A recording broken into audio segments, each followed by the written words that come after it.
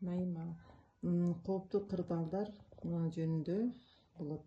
Кооптуу кырдаалдар дегенде эмнелерди кылыш керек? Мисалы үчүн, өрт неден пайда болот? Өрт болгондо кимге кайрылышыбыз керек? 101-ге кайрылышыбыз керек. Ал болсо өрттөн мынтип чагып анан кийин таштап койсо өрт күйүлүп кетет.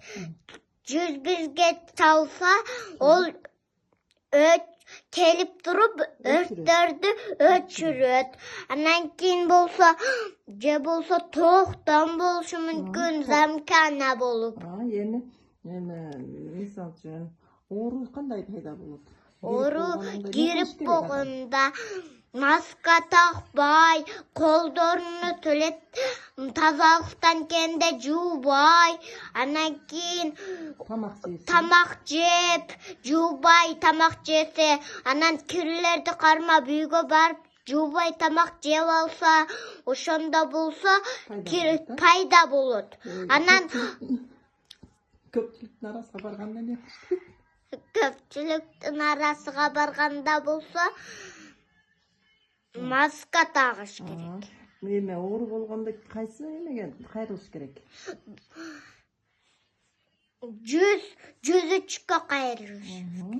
Эми бир кырсык болуп, машина авария болсо, кайсы номерге кайрылыш керек? 102-ге кайрылыш. Алар кимдер? Алар болсо полицейниктер. Алар келип эмне кылат? Алар келип болсо жардам берет, куткарат. Ошондо кооптуу кырдаалдардан эмне болушубуз керек? Сак болушубуз керек, этият болушубуз керек. Эмесе доктурдаям жатып калабыз. Таза кармабасак.